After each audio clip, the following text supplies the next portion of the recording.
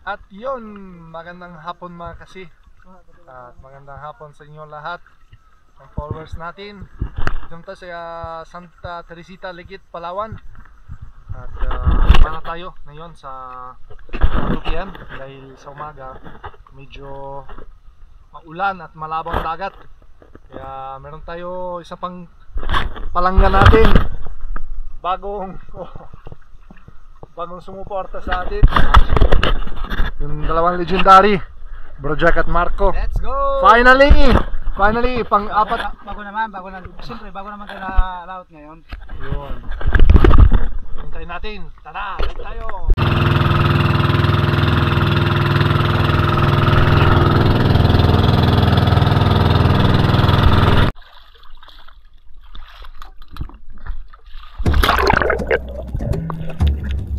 Kumusta kayong lahat mga kasi at welcome back sa panibagong episode natin dito sa Santa Teresita, Palawan. Kasama natin ngayon yung dalawang legendary Spiro dito sa Legit, si Master Jack tsaka si Master Bogs. Maghapon lang tayo maghunt ngayon mga kasi dahil nabisi sila sa umaga tsaka hindi gano'ng maganda ang condition ng dagat sa umaga nito.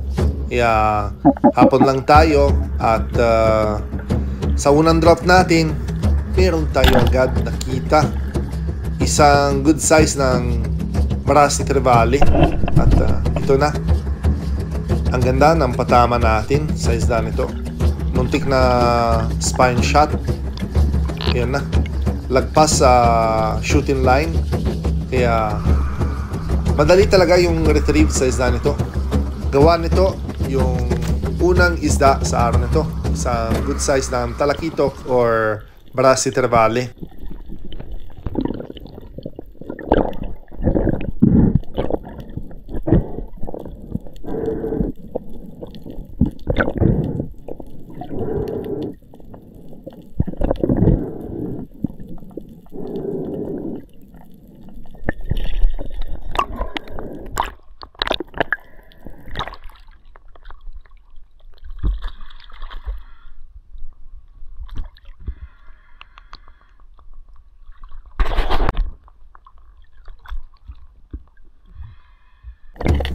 Ayos na yung condition ng dagat ngayon hapon at sa ilalim si Master Jack ngayon may nadali ang big nose unicorn or surahan. Itong klase ng isda dalas talaga sa spot nito, kahit sa Dumaran, kahit ano ng spot meron talaga, ang dami. Kaya yung gawa ko ay bumaba sa medyo mababaw, siguro 10 to 12 meters, at hanapin ko yung kung saan sila nang tago kasi territorial fish na yan. Kaya usually natago sila sa isang malaki ng bato, katulad na yon. Doon na sila, doon sa malaking ice cream coral. Kaya yung gawa natin ay hintay lang yung gawa ng isda. Kaya ambush natin, ito talaga yung effective ng technique sa isda nito. Kasi pag habol-habol, syempre na tago sila sa ilalim. Pero kung ambush kayo lang, yun talaga yung effective sa isda nito. Tsaka na yun, medyo malabo pero okay naman kasi siguro it's high fish activity. Kaya goods na goods for spear fishing na yun. Tingnan natin.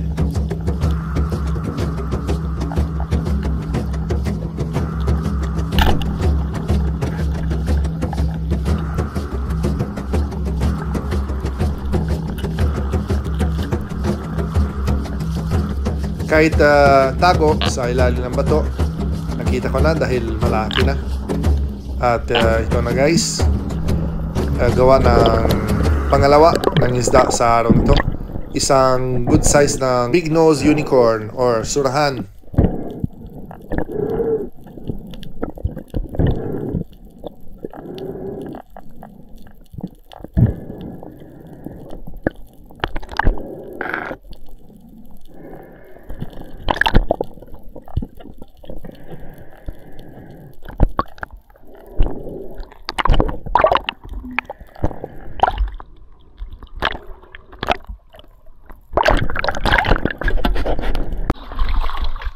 Shoutout pala kay Joy Adventures.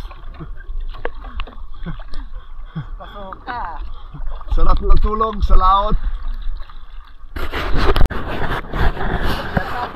Shoutout pa.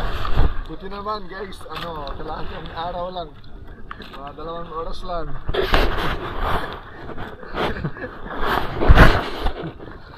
Joy, lagi kayo pang pan. Ang ihaw-ihaw. Oh.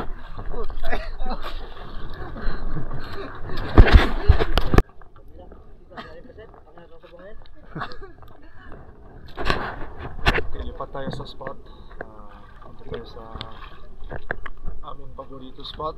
Paborito ng Mr. Dugong.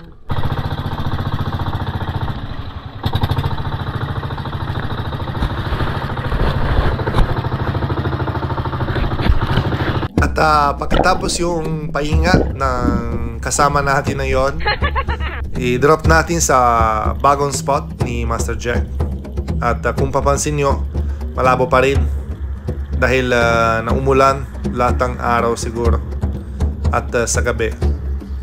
Pero sa tingin ko, marami din yung isda dito dahil ganito talaga sa area nito. At kaya nga, di na tayo mali. 2 malaki ng coral trout. Ito pinili ko yung mas malaki. Siguro nasa kulang 2 kilo nito. Pero napunit kasi. Sayang. Siguro taas ng tinamaan natin. At napunit yung laman niya. Sayang. Oh well. Bumaba tayo ulit sa area nito. Yun, nahanapin ko yung kasama niya. Pero parang tumago sila. At yung gawa natin ay hintay-hintay lang. Kasi sigurado talaga may lumapit.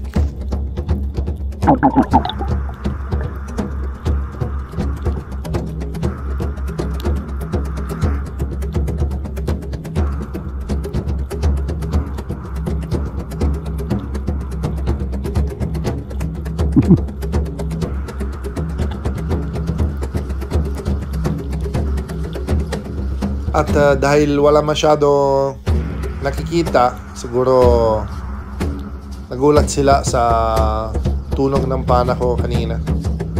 Kaya ito na lang pinili natin. Isang good size ng lipti. White stripes ng lipti. Itong klase ng isda na ito, madalas talaga dito sa spot. Pero hindi talaga ng ganong kaamo minsan. Kaya ito na, gawa natin ng pangatlo ng nadali natin sa araw nito. Isang good size ng lipti. Puti ng lipti.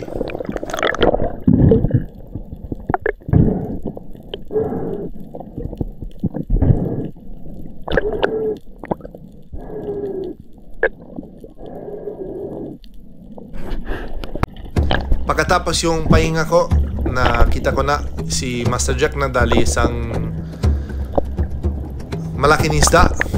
Kaya hintayin natin anong klase ng isda na yan. Ayun, isang malaki ng lipti. Madalas talaga dito sa spot nito. Kahit sa dumaran ng isda na yan, parang may bunga talaga sa ilalim ng lipti. Yung dilaw tsaka itong klase. At yung nakita ko, tsaka syempre yung hanapin ko dito ay yung Maori sea perch, or tawagin sila dito ay kanlay. Pero dahil nawasak yung bahay nila sa mga previous bagyo, ito na lang yung pinili natin. Isang good size ng surhan or blue spine unicorn. Gawa natin ng pangatlo ng isda na huli natin sa araw na to. Ayos. Meron tayong first class pag-ulam.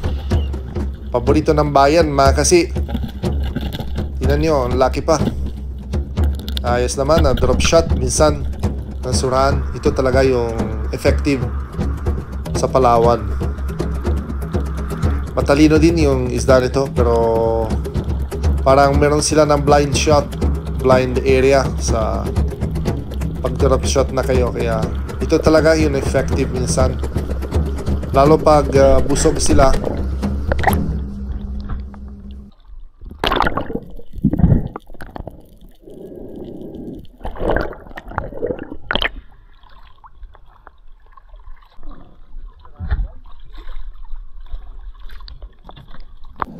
At bumaba tayo ulit sa area nito dahil malaki ng chance nakikita namin ng malaki ng suran dito, sabi ni Master Jack. Ang dami siya nang nadali dati pa sa malaki ng bato nito. Sabi niya may isang grupo talaga ng sobra ng 2 kilo isang peraso, kaya ito talaga yung nahanapin natin na yon. Ito talaga yung spot ng dati pa meron na tayo nakita isang dugong kasi resident na yan, tsaka yung Eagle Ray nakarang video natin, pero ito talaga yung spot ng surhan. Sabi ni Master Jack, huwag mo punta agad sa ilalim dahil nagulat sila agad.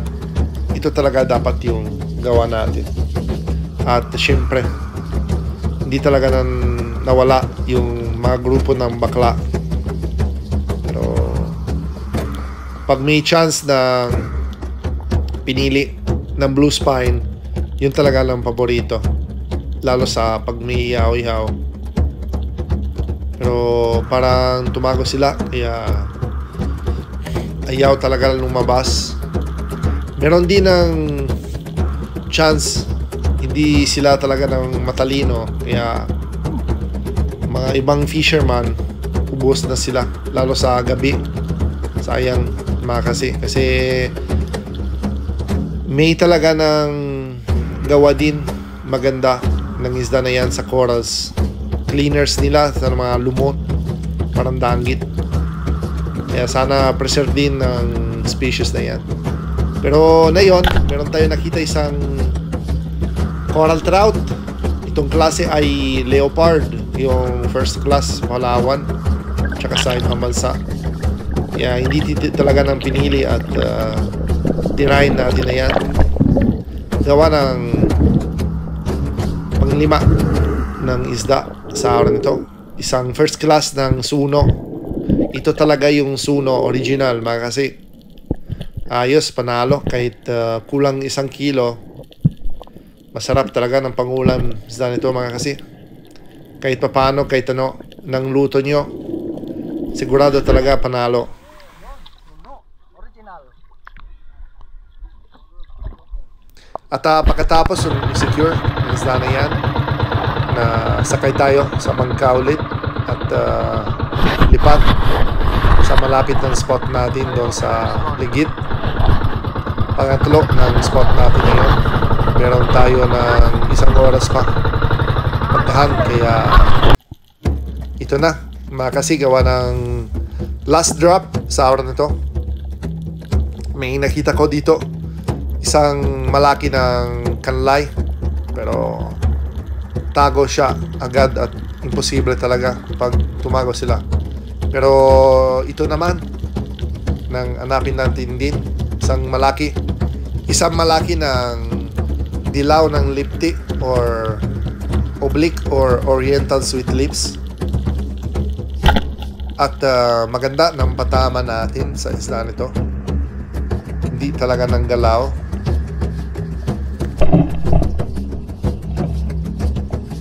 Tinamaan sa spine tsaka lumabas sa ulo.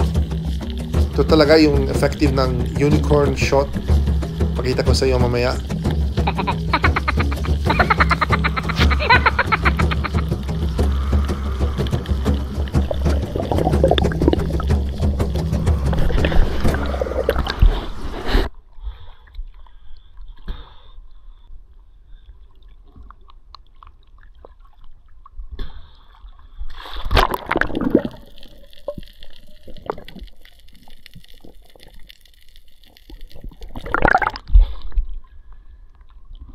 Unicorn lipti, new species.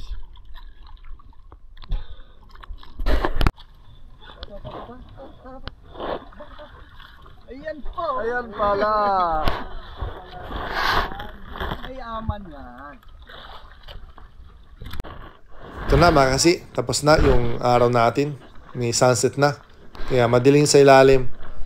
Pero ito na, parang parehas na kami nang nadali natin si Master Jack na yon. Lipti, tsaka Suno. Ayos pa rin, tsaka isang suran, isang good size ng Trevally. At maraming pong salamat sa inyo lahat. Mga solid supporters, tsaka silent viewers. Kasi muntik na tayo ng 10,000 subscribers. Ito talaga yung targetin ko sa taon nito.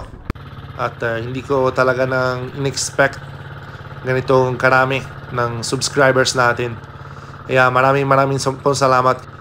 At pauwi na lang tayo. Ito na lang yung saktong moment ng golden hour. At kaya shoutout tayo sa mga solid natin. Magsimula kay Master Jack Avenir Spearfishing. Maraming salamat bro sa araw nito. Tsaka si Master Bogs. Shoutout din sa mga solid natin. Regine Pasco. Shoutout kay Romeo Barril. Shoutout kay Solid Marcelo Bernaldez. Darrell De La Cruz. Rodrigo Rosita. Tumbaga Hunter TV ng Quezon Province. Shoutout kay John Fishing TV. Nero Bianco from Italy. Rosaling Ocampo. Kawan Her TV. Rafi Spearfishing. Christopher Simon. Estereo Timbal. Ito pala guys ang ulam natin. Hindi masyado maganda. May tatlong low class ng isda, tsaka isang goldfish. Joke lang pa lang ha. Baka may galit dyan. Ito paborito ng bayan, dalawang suran, tsaka isang pakla. Ito yung klase ng isda nito. Anong klase ng isda? Kalkian, yung tawag dito. Masarap nito mga kasit. Siga. Oh. Doon pa mo sirado. Ay, naku. Doon pa nga kada pare. Diyan pa rin to. Kita ko dito. Abi? May mangko ka dyan? Sarap. Mantika yan. Sabura no? Mamsa, badlon, kugita, pating. Pating. Pusa. Puso. Yan na guys, ang paborito ng bayan. Surahan. Sarap bro. Yun no? Wag bro, galatin itong bro. Alam nyo guys, finally, kasi pang-apat na araw wala si bro. Finally, na yun. Yun talaga ng buenas natin. Dalawang suran original, dalawang bakla, tsaka isang ladyboy. Dalawang bakla may ready boy pa. Preparing dinner. Okay.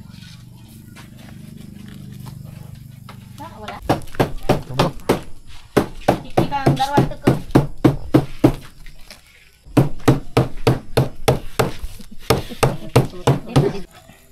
Santa. Mabango mga kasi. Super.